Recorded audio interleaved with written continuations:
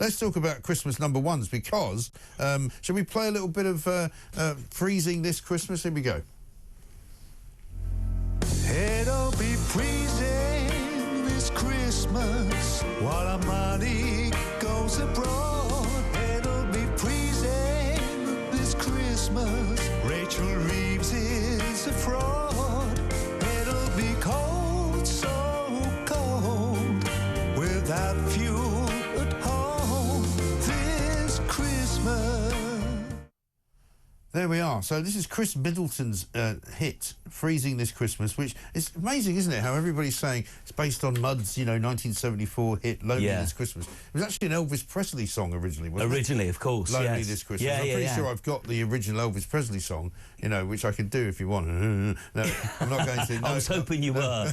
Isn't it amazing, though? We talk about this time and time again. The BBC have banned playing this song. Why? Just by doing that, they've given it great traction. Just in the last couple of hours, I'm just reading here, it's now the nation's second favourite for Christmas number one. Wow. They reckon Wham will do it again. Okay. However, with Last Christmas. Yes. And they never, if I'm right in saying they never got to number one with Last Christmas when it was first released. That's right, because it of came, Band-Aid. Exactly that. Yeah. So it got to number one last year. Right. They reckon if it gets number one again this year, it'd be the first record in history to, have two number ones, consecutive years. Yeah.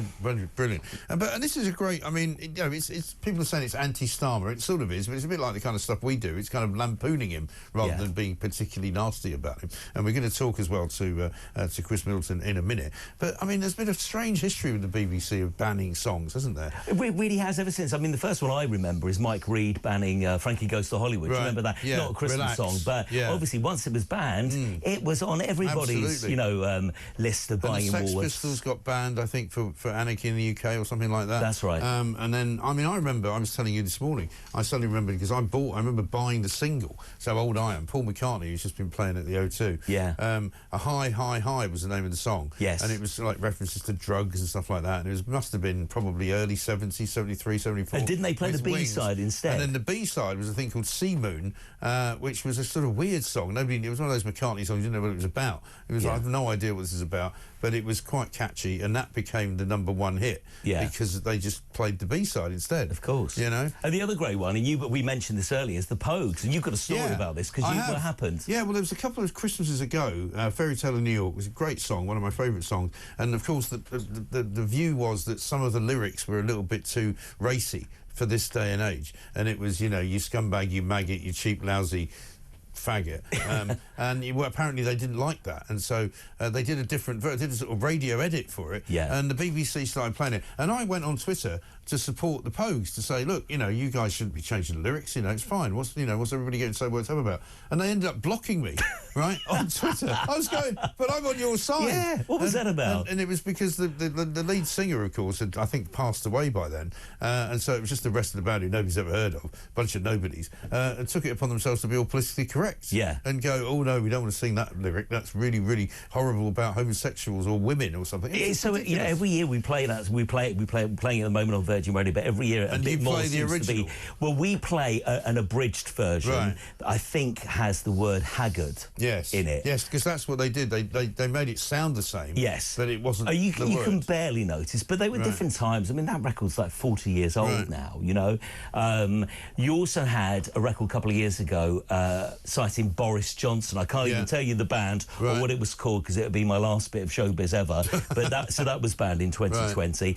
This is a lot of fun, and the thing is with this record, it's not obscene. No, it's not. And also the money's all going to charity. Of course, it's Help the Aged. Yeah. So it's doing a good thing. Anybody's getting rich on it. It's really a shame. I think, have we got Chris Middleton? We have. Chris, a very good morning to you. Hello, good morning. Yeah, nice to talk to you. Good to see you. Did you expect this to happen? Obviously you did this as a sort of off-the-cuff, a bit like we do every single day, a bit of making fun of Keir Starmer. Everybody enjoys doing it. It's very easy to do because he's such a plonker. But, here you are suddenly in the middle of the centre of all this controversy about BBC banning you. You could have a number one for Christmas. It could be great. Yeah, well, I didn't expect any of this whatsoever, Mike. Thanks for having me on.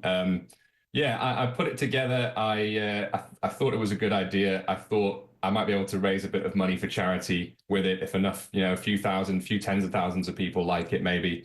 And then once it kind of got hold online on social media, on Twitter and on Facebook, it just kind of took off a life of its own, way beyond anything I ever thought would happen, to be honest.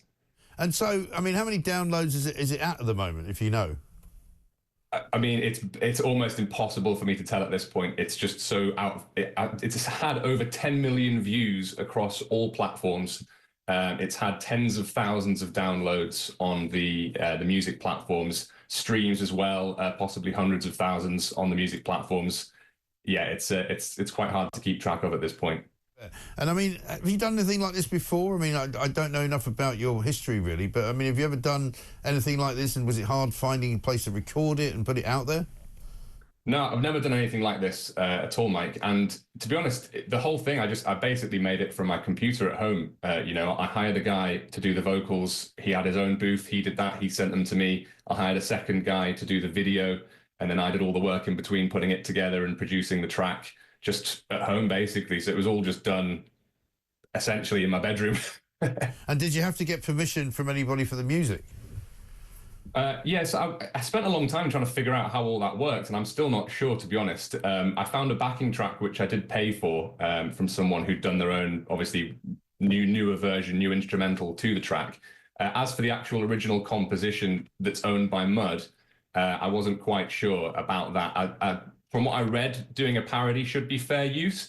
And I thought, if I'm doing it all for charity, I'm not trying to make any money personally, then hopefully they wouldn't mind. Well, let's hope not. And if anybody starts hassling you for it, you should get in touch with us, and we'll see what we can do, because you don't want that. Thank you. What about the charitable monies that you might make? Do you have any idea yet how much you've raised? Yeah, so we have a Just Giving fundraiser that's raised over £33,000 or close to now. Which is unbelievable. My initial target was 5,000, and then I changed that to 50,000. So hopefully we can get to that big target now. As for the streams and the sales and all that kind of stuff, I've got absolutely no idea. I don't know how much of a cut Amazon, Apple, and all those people take. I don't know if I have to pay tax on it. I've not really looked into any of that yet, Mike. It's been a bit of a whirlwind. But after Christmas, I'll get all that sorted out. Has it given you any thoughts about whether you need to have a change of career now? Well, this is what a lot of people say. I think I only did this because I thought it was actually a good idea in the first instance. You know, I wasn't trying to force a song.